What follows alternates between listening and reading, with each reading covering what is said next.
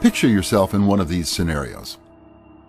You go shopping and your credit card transaction is denied despite the fact that you know you have money in your account.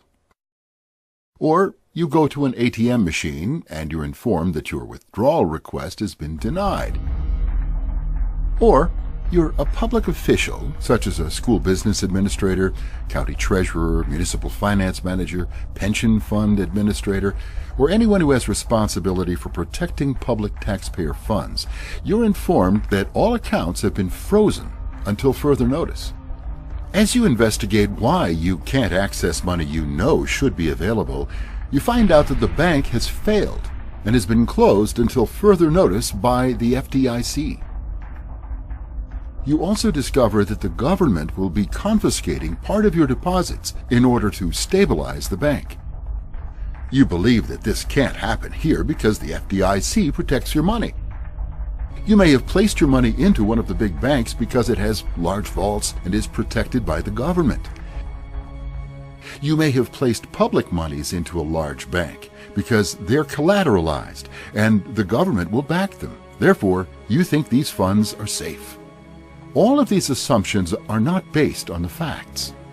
Perhaps you recall that in Cyprus, depositors' money was confiscated in order to stabilize the banks. Similar plans are already in place to do the same in the US and other countries. In a nutshell, the banks in Cyprus were over-leveraged to the point that their liabilities exceeded their gross domestic product. Because the global bailouts of large banks in 2008 were so politically unpopular, a global banking troika of the International Monetary Fund, the European Central Bank, and the European Union imposed a bail-in which bank customers were to have some of their savings seized in order to stabilize the banks. The losses to some clients were as high as 60%. Cyprus was the test run. Now, that's where the European Union kind of let the cat out of the bag, what they planned to do on a bigger scale. But depositors took a real haircut. Interestingly, though, of course, the big boys got out.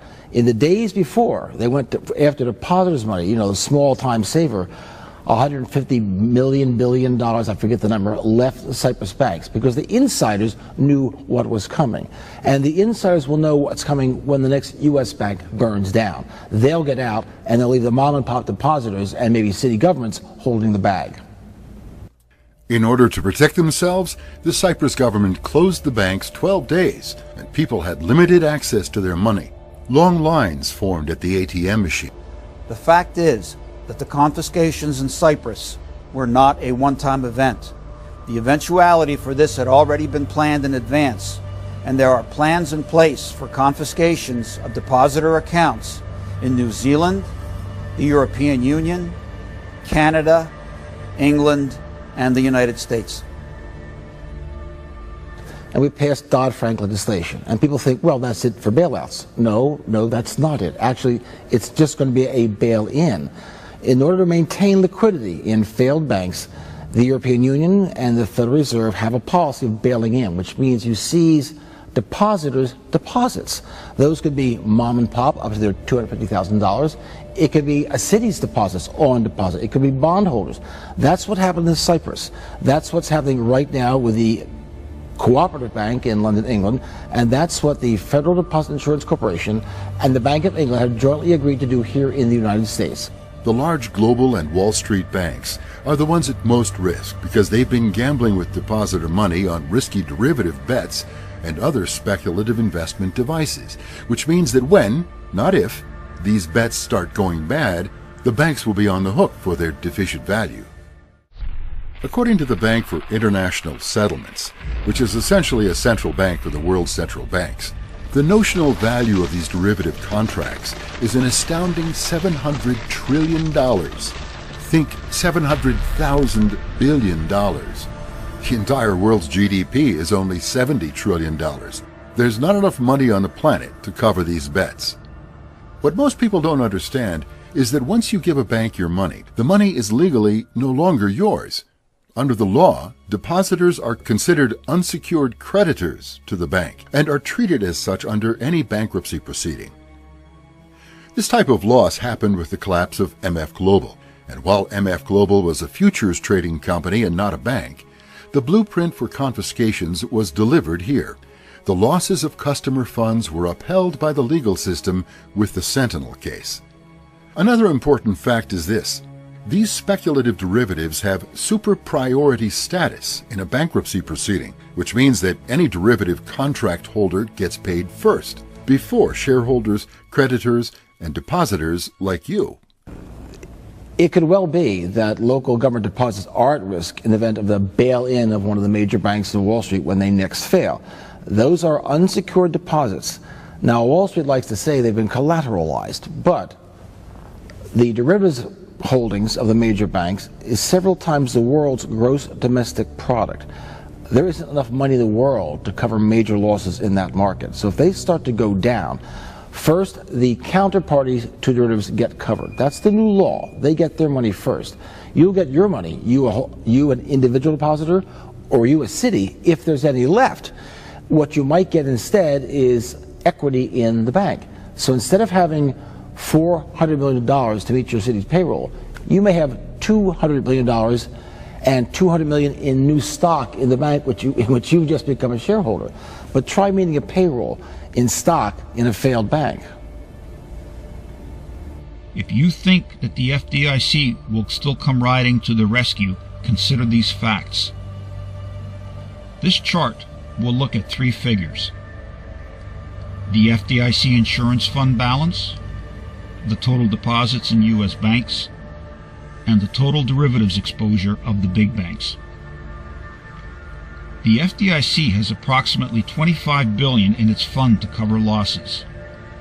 The total deposits in U.S. banks totals $9,283 billion. The U.S. banks' derivatives total is $297,514 billion. The FDIC could only cover 0.25% of all deposits, and the FDIC could only cover 0.008% of the derivatives.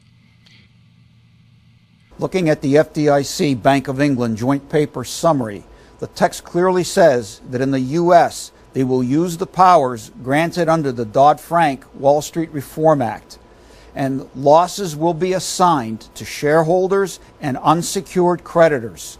Remember that as a depositor in a bank, under the law, you are an unsecured creditor. Moving further on down in this document, the text clearly says that the strategy for a failed global systemically important financial institution will be to assign losses to shareholders and unsecured creditors. Going further down the same document, you will see that the text clearly says that a resolution strategy for a failed globally systemically important financial institution will be to assign the losses to shareholders and unsecured creditors. Remember that you are now looking at an official government document and the plans for confiscation. If you're a public official with fiduciary responsibility to protect public monies, this news is critically important with far-reaching implications about what your responsibility demands. If you can't deposit public monies into the large Wall Street banks without being at proven risk of losing access to it to confiscation under existing law, what options are there? Well, one option would be to create a public bank for your municipality, like North Dakota did 94 years ago. Their public bank was completely unaffected by the Wall Street bank collapses and financial trials back in 2008, and in fact, boasted one of their largest profits ever while mighty global financial institutions fell. The Bank of North Dakota, which treats its public funds as a utility rather than a speculative fund to gamble for profits, has a simple purpose: to preserve and protect its assets while investing in local priorities instead of non-local international corporations.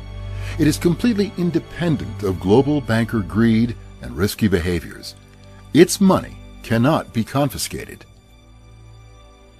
We're making the argument that the biggest banks on Wall Street really aren't safe. that they've got so much exposure in derivatives and who knows what else, they're in danger of going down and taking depositors with them.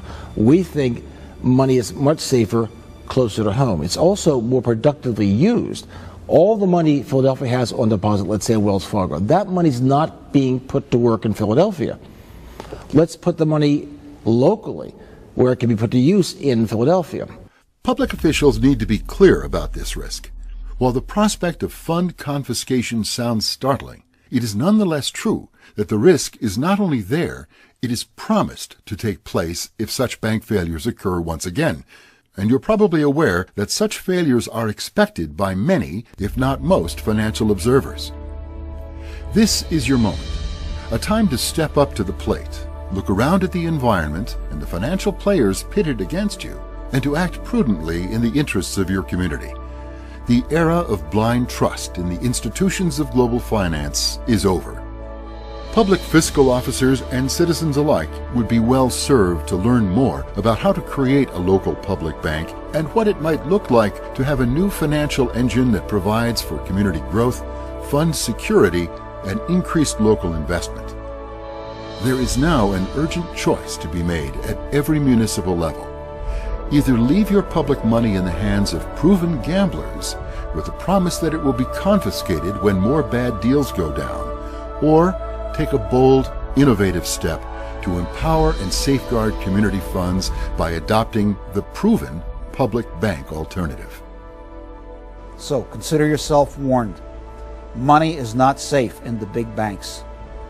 The MF Global losses, the Cyprus confiscations, the legal precedents of the Sentinel case, the FDIC Bank of England joint paper, the plan for confiscations in Canada, New Zealand, and the European Union should all be sending red flags.